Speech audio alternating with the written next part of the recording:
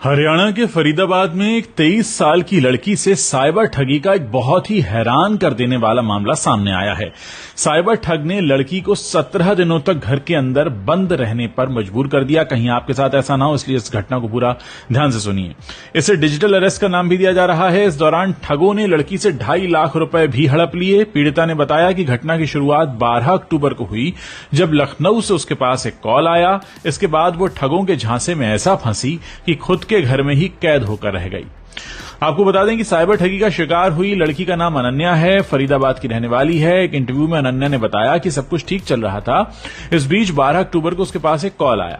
Call करने वाले ने कहा कि वो लखनऊ कस्टम ऑफिस से बोल रहा है और आपके आधार कार्ड के जरिए एक पार्सल कंबोडिया भेजा जा रहा है। इसमें कुछ पासपोर्ट हैं और एटीएम कार्ड भी हैं।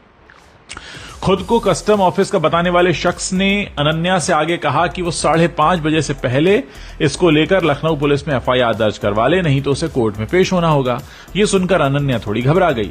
वो अपनी मां को बताने के लिए जा ही रही थी कि सामने वाले ने कॉल को कथित पुलिस अधिकारी से कनेक्ट कर दिया। इस पर अनन्या उससे बात करने लगी। अब अनन्या बताती है कि जब मैंने उस कथित पुलिस अधिकारी से बात की तो उसने कहा कि एफआईआर के लिए मुझे वीडियो कॉल पर आना होगा, क्योंकि डिजिटल एफआईआर कैमरे पर ही होती है। इस पर मैंने स्काइप ऐप ज्वाइन किया और कैमरे के सामने बैठ गई। सामने पुलिस की वर्दी पहने कुछ लोग खड़े थे और थाने जैसा ही बैकग्राउंड भी बना हुआ था। इसके बाद पुलिस अधिकारी ने आधार कार्ड और बैंक डिटेल्स वगैरह चेक करने की बात कही। फिर कुछ देर बाद उसने कहा कि आपके यानी अनन्या के खिलाफ तो पहले से ही एक एफआईआर दर्ज है और अरेस्ट वारंट भी जारी हो चुका है।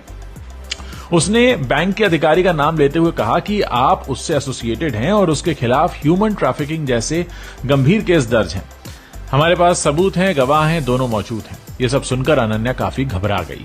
इसी बीच वीडियो कॉल पर बात कर रहे कथित पुलिस अधिकारी ने कहा कि अनन्या, आप 1 मिनट रुकिए, हम आपकी बात सीबीआई अधिकारी से कराते हैं। और कुछ देर बाद एक सो कॉल्ड कथित सीबीआई अधिकारी भी लाइन पर आ गया।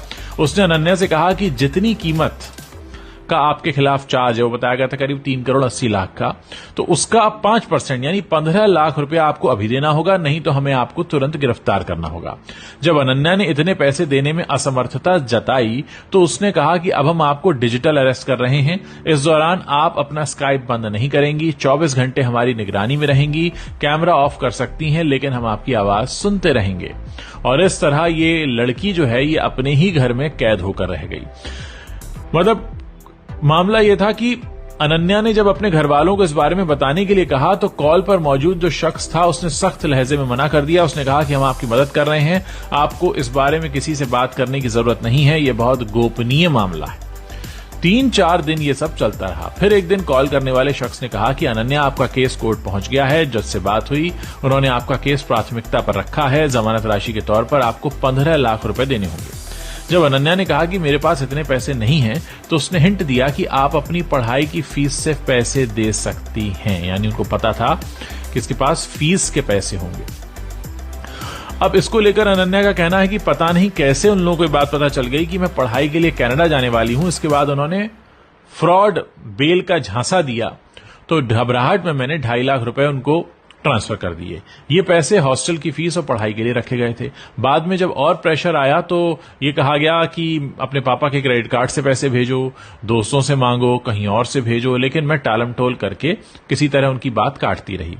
इस सब में हफ्ते भर से ज्यादा का समय कट गया। इस दौरान अनन्या अपने घर के कमरे में एक तरह से डिजिटल अरेस्ट रही, वो भी घर वालों से छुपकर, क्योंकि जब वीडियो कॉल करने वालों को पैसे नहीं मिले तो उन्होंने 17 दिन बाद ये कहा कि अब आप फ्री हैं, आपको डिजिटल अरेस्ट से आजाद किया जाता है। अब सवाल ये कि लड़की ने इतना दिमाग क्यों नहीं चलाया और उसने अपने घर वालों को बताया क्या? अनन्या की जो मां है उसने ये कहा है कि पिछले कुछ दिनों से मेरी बेटी लैपटॉप 24 घंटे अपने साथ लेकर चलती थी, खाते पीते सोते जागते हर जगह वो ऑनलाइन रहती थी। हमें नहीं पता था कि उस पर निगरानी रखी जा रही है।